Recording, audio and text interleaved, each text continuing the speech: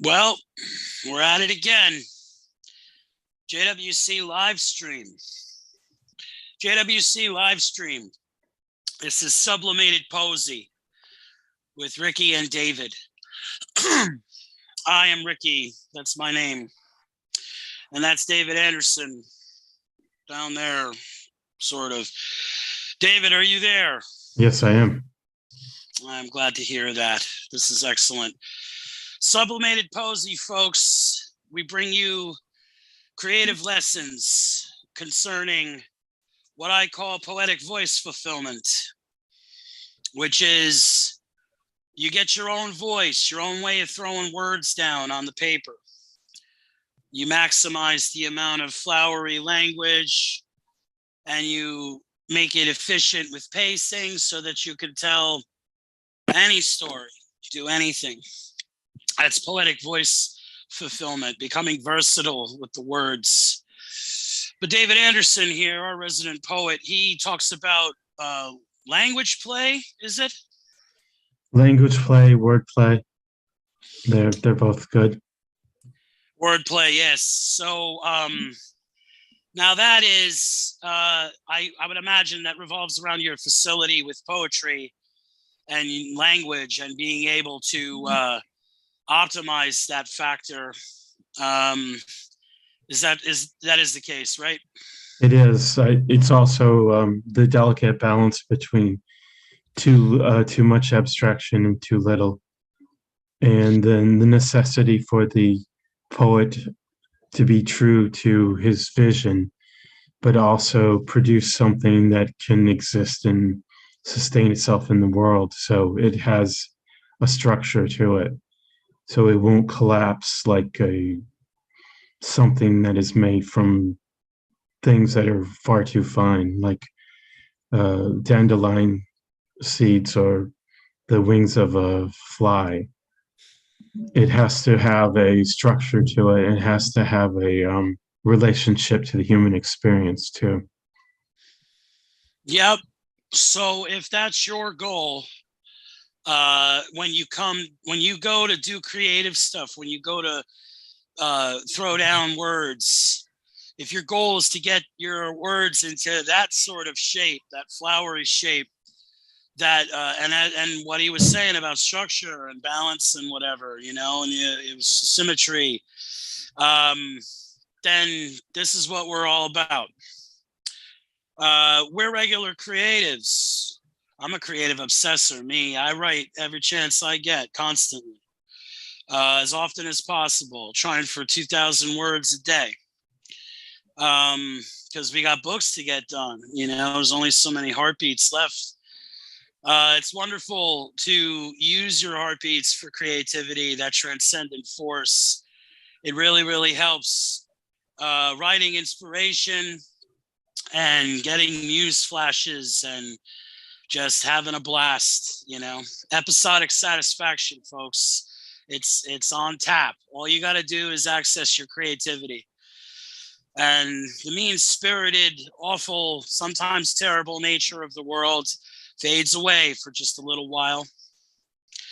And it's for the best. It'll be waiting for you when you return to it. So don't worry about that sort of thing. So I've been working on a couple projects for JWC. It's the Choose Your Own Adventure book. Wrote down hundreds of words for that. On my own, I'm writing a book called Chiron 6 with my nephew. It's a sci-fi book. I'm 35,000 words into that, and it's going well. And I'm writing a book with David Anderson here called Anthenaeum. It's a mythical pirate story. And I'm having a blast juggling all those, but I'm having a blast. It's not work. It's not work. It's anti-work. It's the thing you want to do. It's not the thing that you got to do for bread and butter. So I've been totally busy with that stuff and outlining. Besides, doing little outlining projects, little geeky things like that. And it's been fantastic. David, how about you? How are you doing, and how's your creativity going, man? It's going very well, actually. As you mentioned, I'm working on the Athenaeum book, and that is writing itself. I am simply taking dictation at this point. It's coming together so well. I have several projects that I'm in various states of several books. I'm still writing poetry.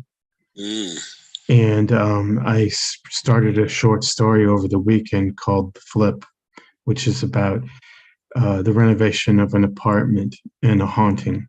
So it's a very good time to be creative. Yeah, right on, man. Right on. That we were talking about that story earlier on, and it's got a lot of potential, man. I'm looking forward to seeing what you do with it. That stuff you were talking about, how it's like almost like dictation. That's how it is, you know. Creative writing comes out of the unconscious mind, you know. It's like it's a pact or a covenant you make with your muse. There's something down there on the dream side of mind, where the place where your dreams live. That's where the creativity springs up, you know. And you know, the muse delivers, man. You gotta give her time, and she delivers. Get out of her way. It's the best thing you could do, and I'm not the first to say it, and I won't be the last. So that's fantastic, man. I'm glad your creative side is doing well. Again, despite all of these chaotic waves the world keeps washing over us, we have creativity, thank goodness. And so we got a certain format for you folks. It's the way we do this show. We read a poem, and then we discuss, and then we read a prose piece and we discuss, and we try to derive the wisdom. There's usually a wisdom that is the result of combining both. You kind of learn something from it. At least that's how it's been for me. These lessons are just as much for us too, going over this stuff, as they are for anyone else. And I'm pretty sure the audience digs it. So David, this first poem you selected is by T.S. Eliot. It's the love song of J. Alfred Prufrock. Yeah. Yes.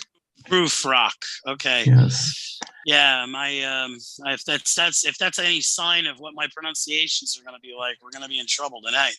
It's quite all right. It's a very peculiar name. Yes, it is, but that's okay. Mine is too. So here we go, folks. This is going to be a little rough, people, so bear with me. This is with all due respect. This isn't my forte, so be patient.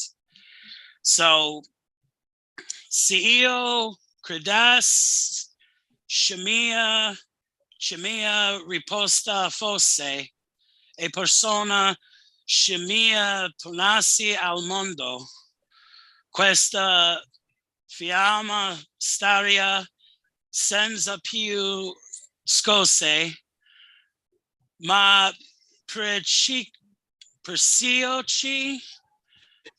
giamma di questo fondo, nor torno vivo alcun, siodo il vero, senza tema di infamia ti rispondo. My grandmother, if she were here, she'd probably be horrified, but that's just how it goes. We do the best. Apologies, folks. Apologies. My Italian is not that good.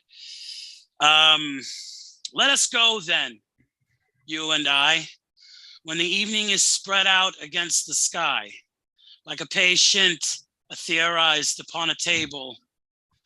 Let us go through certain half-deserted streets, the muttering retreats of restless nights in one-night cheap hotels and sawdust restaurants with oyster shells, streets that follow like tedious argument of insidious intent to lead you to an overwhelming question. Oh, do not ask, what is it?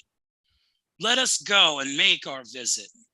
In the room, the women come and go, talking of Michelangelo. The yellow fog that rubs its back upon the window panes, the yellow smoke that rubs its muzzle on the window panes, licked its tongue into the corners of the evening, lingering upon the pools that stand in drains. Let fall upon its back the soot that falls from chimneys, slipped by the terrace, made a sudden leap, and seeing that it was a soft October night, curled once about the house and fell asleep. And indeed, there will be time for the yellow smoke that slides along the street, rubbing its back upon the window panes. There will be time to prepare a face to meet the faces that you meet. There will be time to murder and create, and time for all the works and days of hands that lift and drop a question on your plate. Time for you and time for me, and time yet for 100 indecisions, for 100 visions and revisions, before the taking of a toast and tea. In the room, the women come and go, talking of Michelangelo. And indeed, there will be time to wonder, do I care? And do I care? Time to turn back and descend the stair with a bald spot in the middle of my hair. They will say, how his hair is growing thin. My morning coat, my collar mounting firmly to the chin, my necktie rich and modest, but asserted by a simple pin. They will say, but how his arms and legs are thin. Do I dare disturb the universe? In a minute, there is time for decisions and revisions, which a minute will reverse. For I have known them all already, known them all, have known the evenings, mornings, afternoons. I have measured out my life with coffee spoons. I know the voice is dying with a dying fall beneath the music from a farther room. So how should I presume? How should I presume? And I have known the eyes already, known them all. The eyes that fix you in a formulated phrase.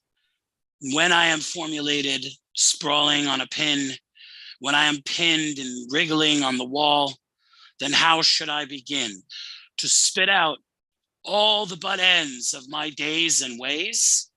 And how should I presume? And I have known the arms already, known them all. Arms that are braceleted and white and bare, but in the lamplight, down with light brown hair. It is perfume from a dress that makes me so digress. Arms that lie along a table or wrapped about a shawl. Should I then presume?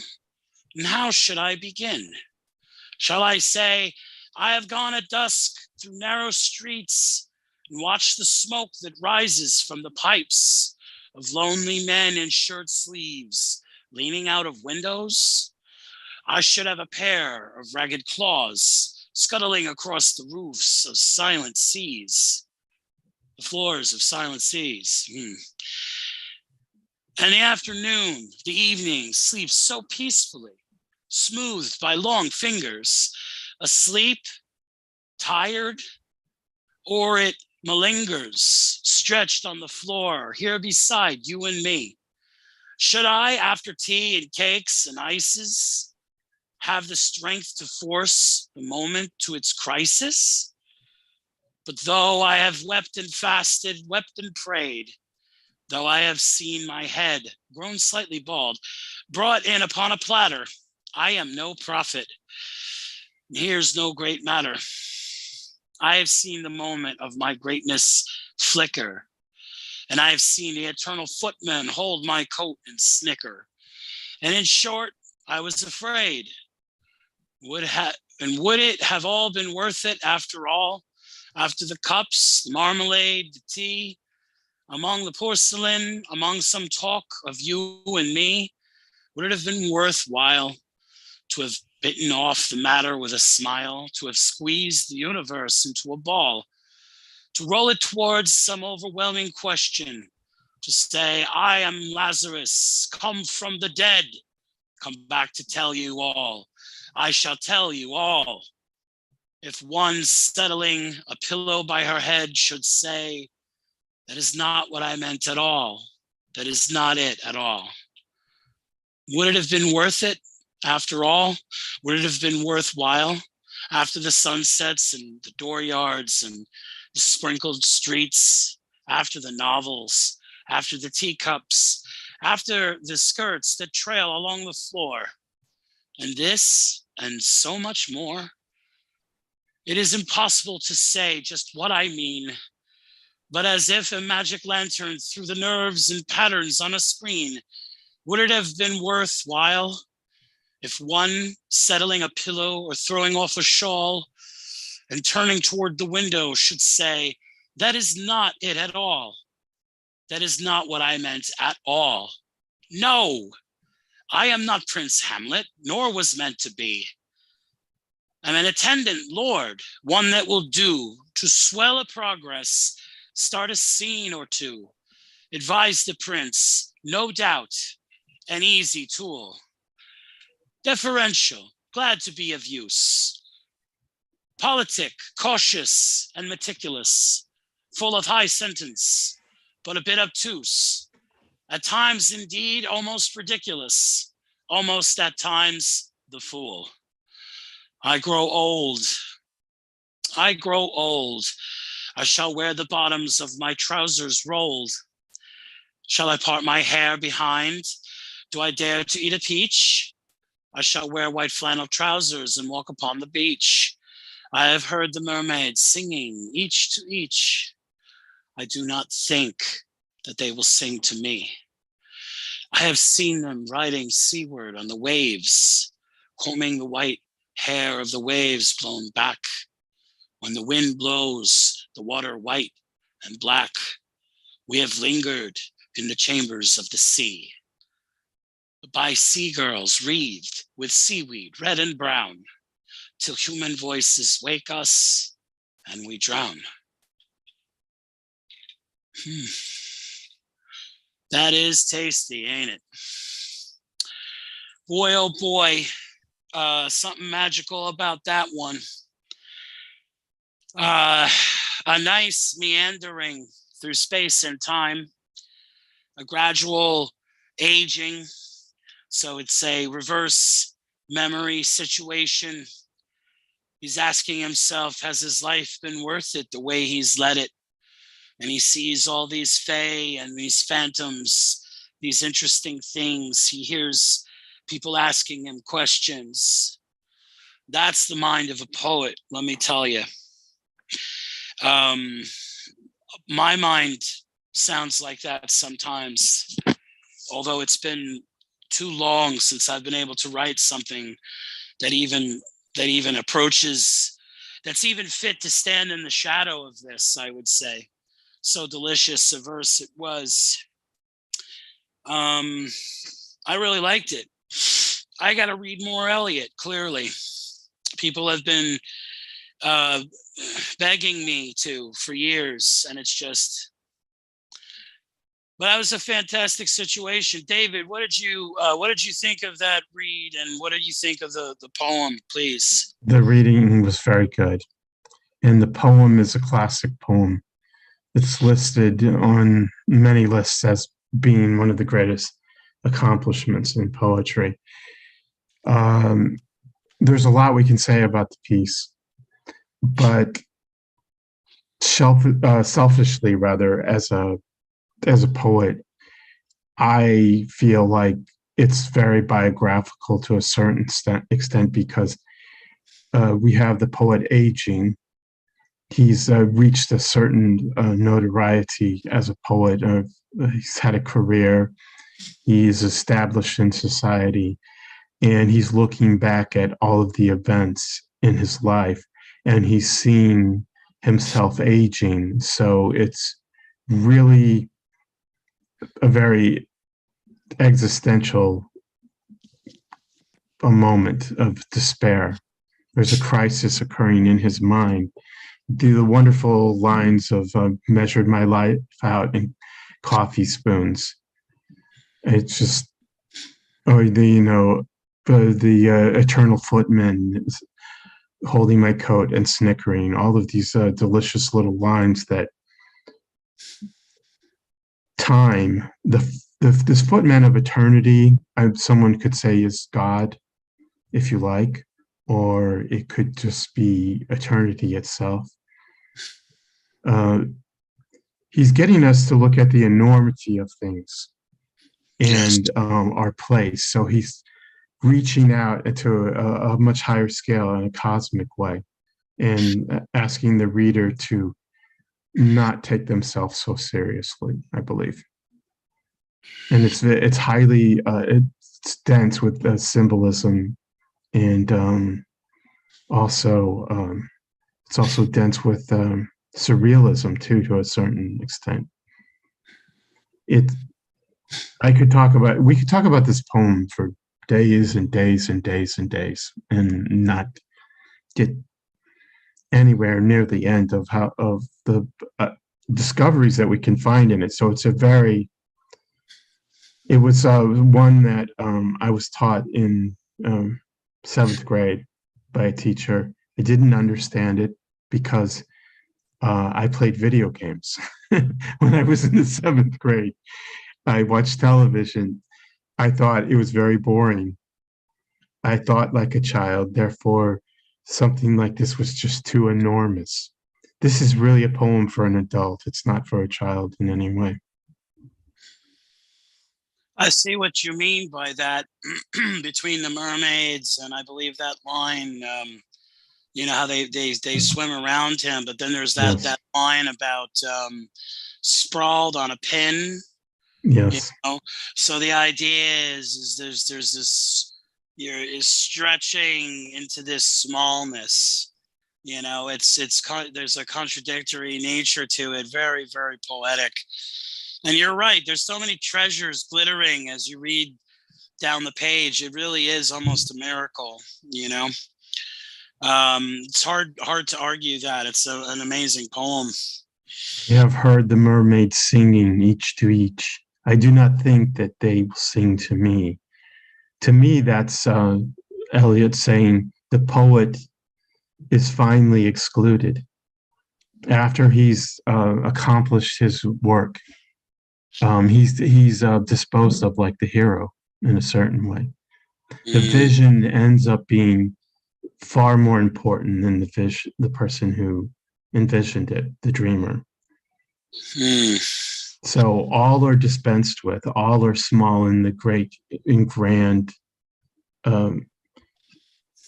cosmic dance. The overall picture. We are very tiny. So it's done in a very humorous and gentle manner too. So it's not something that is heavy-handed or condemning. It's done in a prodding and teasing manner, I believe.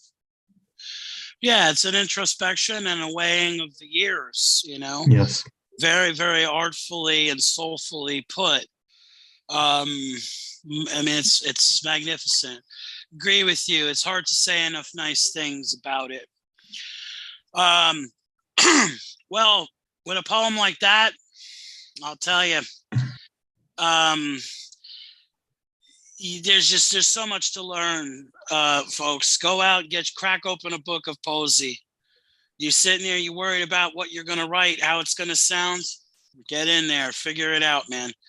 That one alone is so delicious. You can't imagine. I mean, it's like a journal of the spirit, winking from that past age, from that genius poet.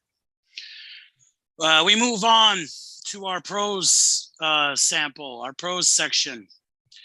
In this particular case, this is Mrs. Dalloway by Virginia Woolf. Oh, I'm sorry. It's the picture of Dorian Gray.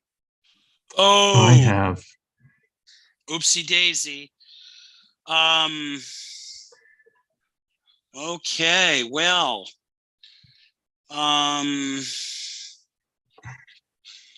that's a little I interesting. could try reading it if you prefer, or we can. Well, You yeah. can Why don't you read it then? Yes. certainly, if that seems like a good idea, or we could close the screen out and you could just read without the text. Yeah, if you want to do that, then that's the thing is I think this is Virginia Woolf here, man. I think you should read. No, I have Oscar Wilde here on my screen.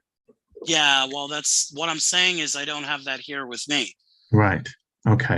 So So I think you have you have the Wolf piece, but you don't have the Oscar Wilde.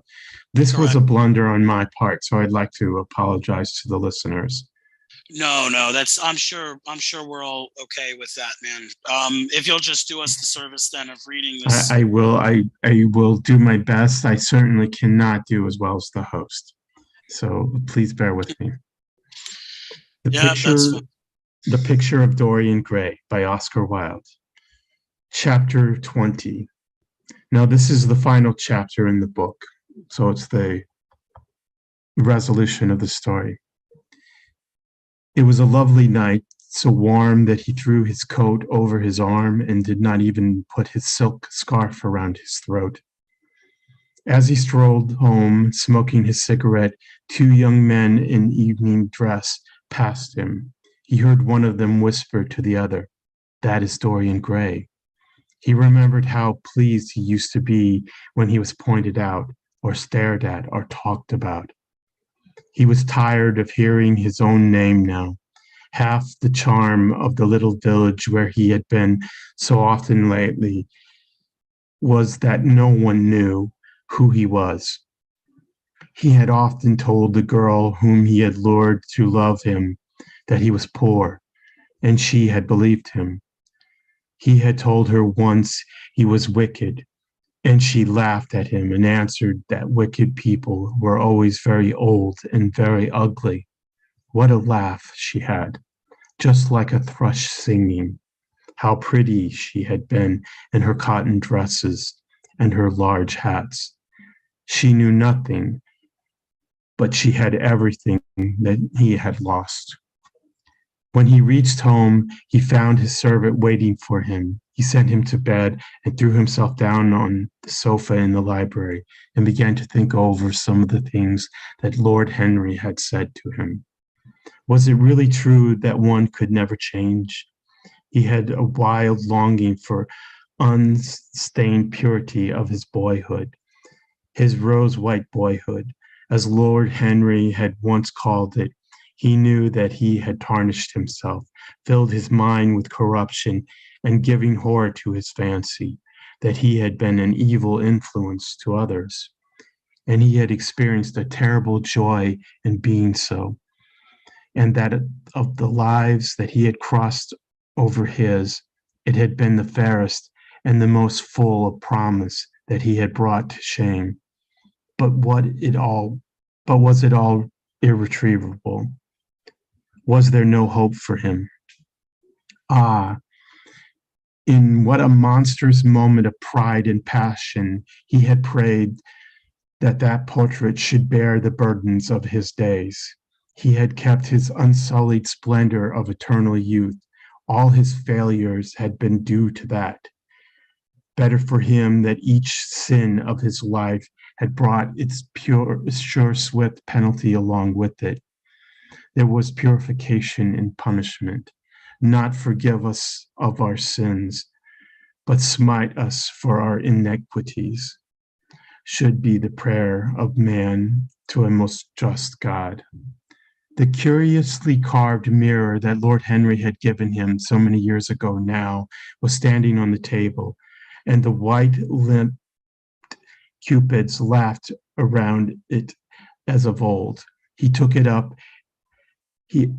As he took it up, as he had done on the night of the horror when he had first noted the change in the fatal picture, with a wild, tear-dreamed eyes looked into its polished shield, once Someone who had terribly loved him had written to him a mad letter, ending with the adulterous words, "The world is changed because you are made of ivory and gold.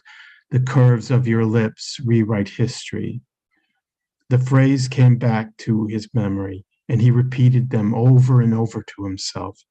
Then he loathed his own beauty, and flinging the mirror on the floor, it crushed into silver splinters beneath his heel.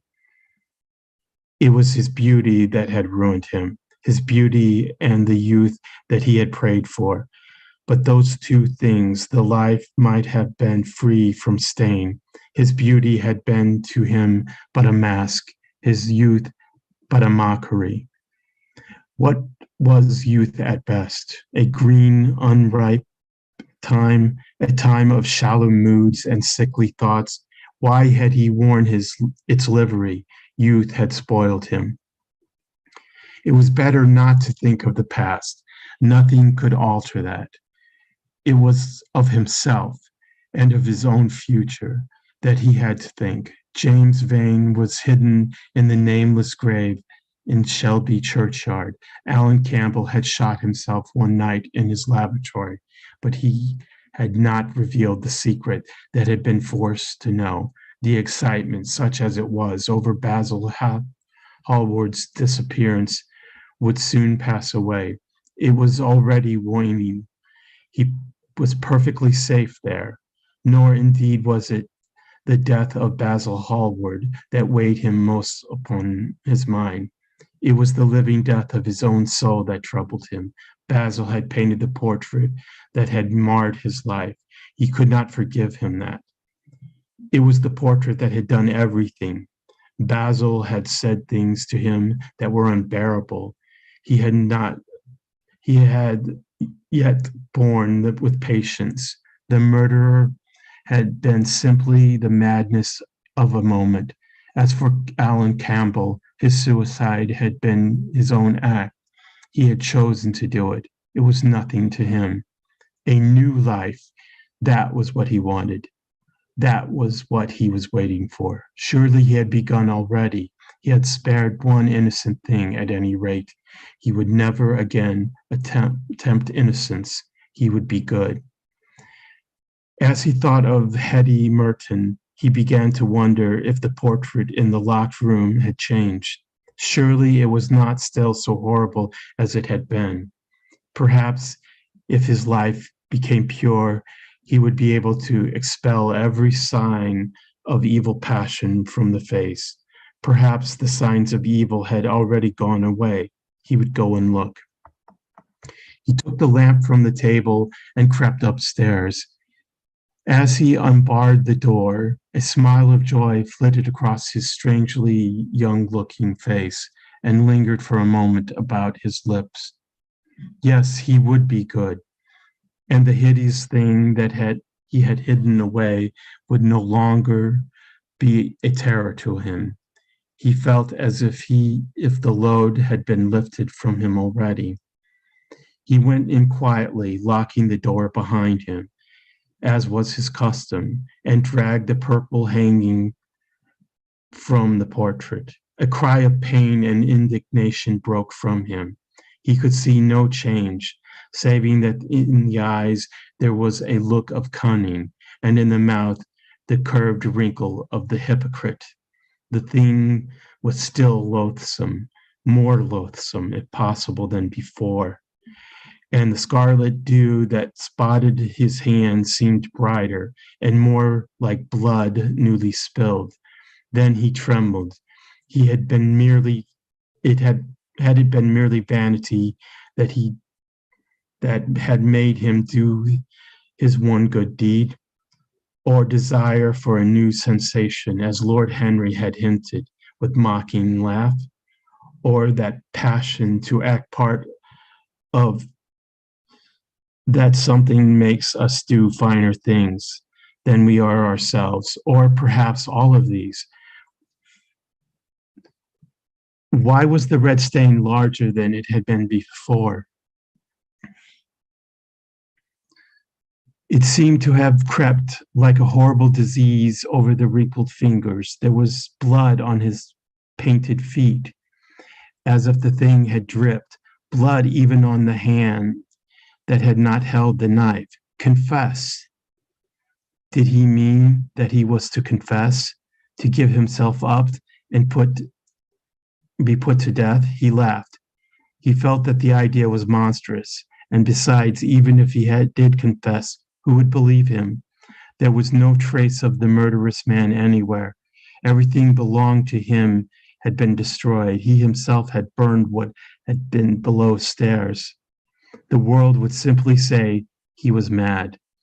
They would shut him up and persisted in his story. Yet it was his duty to confess, to suffer public shame, and to make public atonement. There was a God who called upon men to tell their sins to earth as well as to heaven. Nothing that he could do would cleanse himself till he had told his own sin. His sin? He shrugged his shoulders. The death of Basil Hallward seemed very little to him. He was thinking of Hetty Merton. For it was an unjust mirror, the mirror of his soul that he was looking at. Vanity, curiosity, hypocrisy. Had there been nothing more in his renunciation than that? There had been something more. At least he thought so. But who could tell? No, there had been nothing more. Though through vanity he had spared her. In hypocrisy he had worn the mask of goodness. For curiosity's sake, he had tried the denial of self. He recognized that now. But this murder, was it to dog him all his life? Was he always to be burdened by his past? Was he really to confess? Never. There was only one bit of evidence against him. The picture itself, that was evidence. He would destroy it. Why had he kept it so long? Once it had given him pleasure to watch it changing and growing old. Of late he had felt no such pleasure. It had kept him awake at night.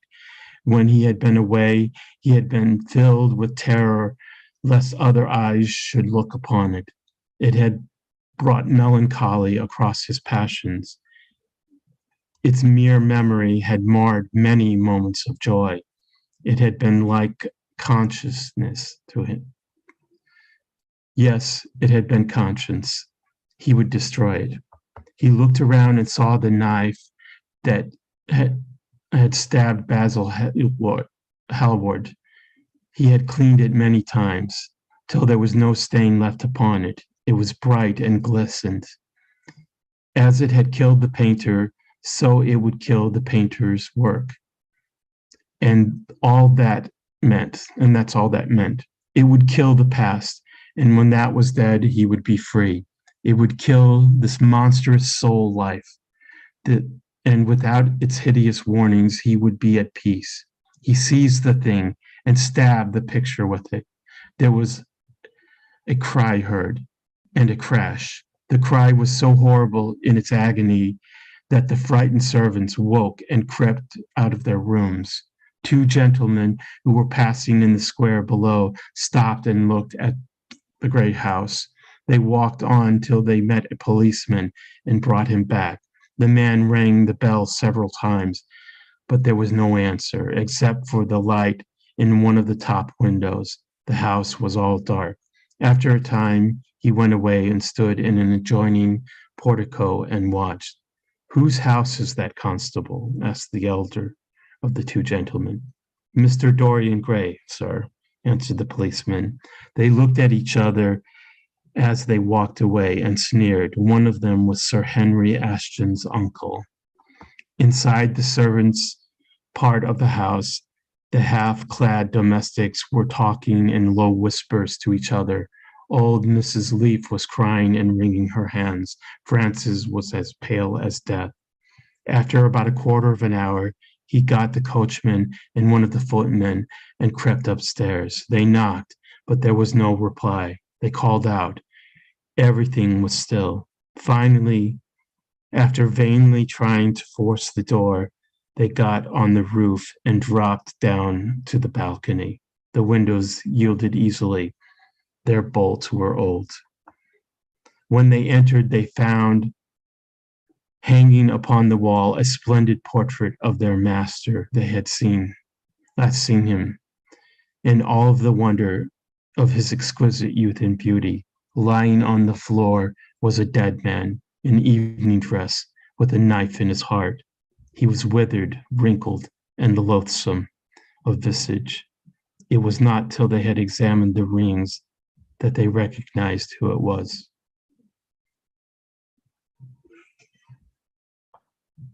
Well, I apologize for my blunders. I did the best I could.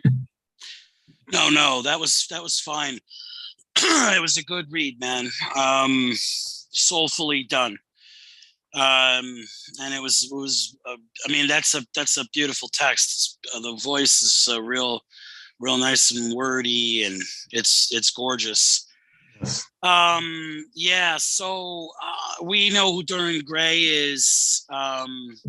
He's crept out into pop culture where gothic people or literary people or theater people, they would know who that is. This is a man, based on what I know, he made some sort of arrangement where there was a painting painted of him, and as long as that painting came to no harm, he would remain as it was in the painting. But the painting, if I remember correctly, would begin to age and show his true weathering in time. But he would be just as he was the day it was painted, right? I think the general idea is that the painting would bear what is below the mask of the painting. So the painting would capture the actual soul of the subject. Yes, and it's in some way staying entropy and staying time, the process of aging and the weathering that Right. comes from being Yes. in these dimensions. So there's some sort of magic at work there, of some sort. And that was that was the last chapter of that book, right? Yes, that is the final chapter of the book. It's quite an interesting conclusion, and it does some very interesting things in there. His own pacing around and his introspection and self-analysis and the way that he looks at things, and you can see there's remorse there, and there's guilt, and there's some sort of horror is coming upon him, and he should be old, or maybe even he should be dead. But what he does is it's like a sorceress suicide, because he stops the magical transaction of the painting. He stops the enchantment from working to put an end to it, because That's exactly what happens. The spell is broken when he stabs the painting with the knife that killed the artist. And it's very important and significant that the same knife that was used to kill the artist is used to kill the portrait too. I think that's essential to understanding. There's a kind of the first time I remember reading this, I thought of something that's not even close to it, but I thought of the Hobbit and how Bilbo Baggins doesn't age while he possesses the ring, and people are very suspicious of how he doesn't age, and this idea that eternal youth is a desirable thing, that the face is a mask too. How we present ourselves in public, when we smile, when we don't feel like smiling, when we say hello, when we don't feel like speaking to someone. They sort of create this inner disruption between the individual and the individual's obligations to society. So there are many fun directions you can go in with this novel, and it's a great novel. It's Oscar Wilde, so you can't go wrong. I highly recommend his poetry too. It sounds, yeah, it sounds excellent, and I've always heard that it was.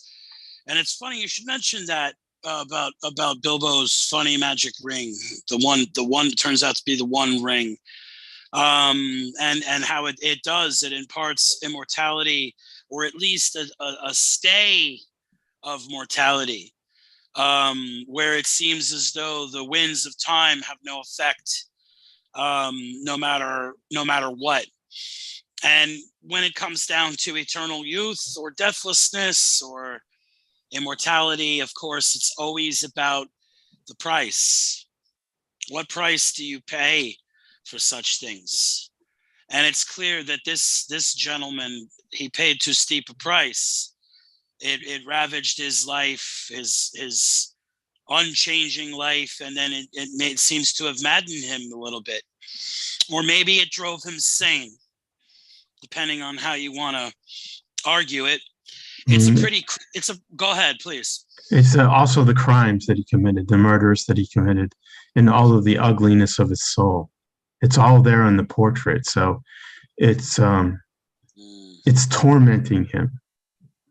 And so in the text, he talks about how he enjoyed looking at it as if he was getting away with an even greater crime than the murders. But then suddenly it just became the burden. It becomes too much. And Socrates talked about this. A good person can punish themselves far more for a crime than any system or government could. So, That's I mean, true. a person of a good nature cannot live with committing a great crime for long. The conflict in their mind, it'll tear a person and their personality to ribbons. Well, eternal youth was wasted on such a one who would squander it with murder and barbarism, and it figures that he's the one that ended up eating the ambrosia somehow. The true source of beauty is from the personality, and you can tell this in celebrities that are attractive but aren't attractive. And I don't need to go into any names. I'm sure you could come up with a very long list of celebrities who have fame and money, but they don't like their fans, and they're actually very ugly people inside, and it shows. And then you'll have famous actors who are lovely people and are also attractive. And I think so. I actually do believe that the source of beauty is the personality and not the outside package. And I think I can make a case for that in a lot of other ways too. I mean, what do you think of that idea? Well, the outer beauty is temporal, and the inner beauty, when it is backed up by goodness and clarity and creativity and reaching into the transcendent, I mean, the inner beauty can be timeless. It can be as beautiful as a painting or a poem in and of itself. That's a person's quality of character.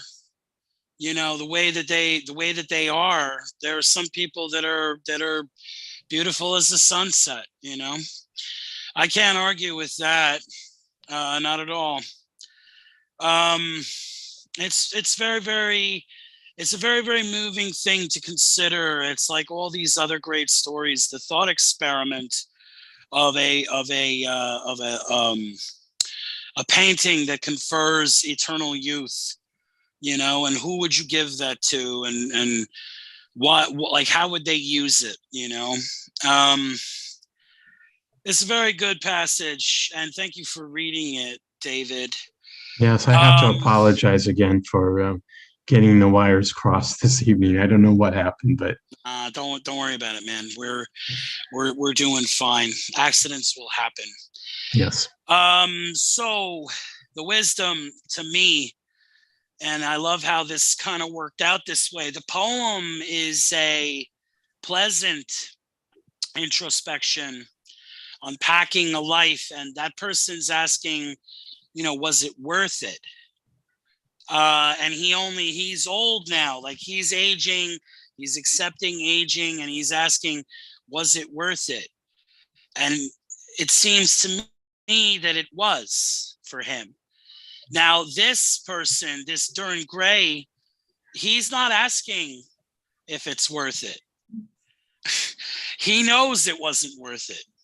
Yes, yes, exactly. Because he's in such an agony over it that he can't bear to continue on.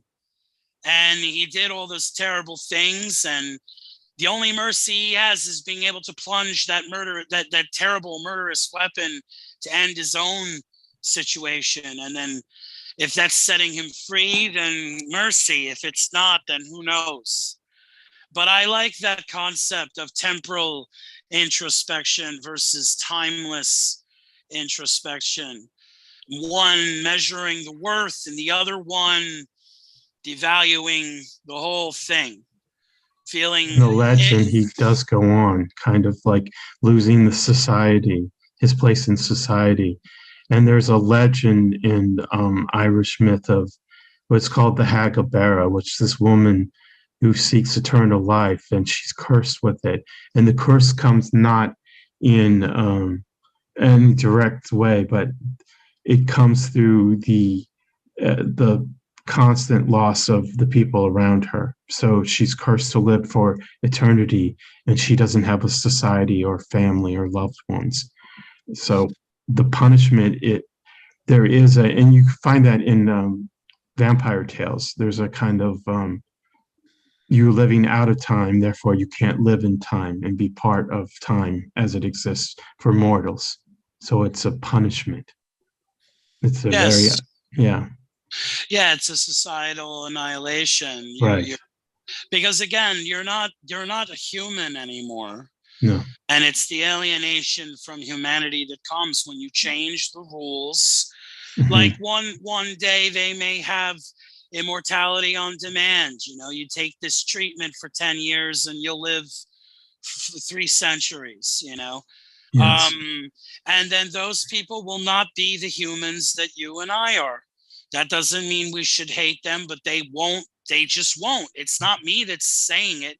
It's an experiential reality. They cannot experience humanity the way that they did, the way that it had previously been meant to by evolution or God or however you want to put it.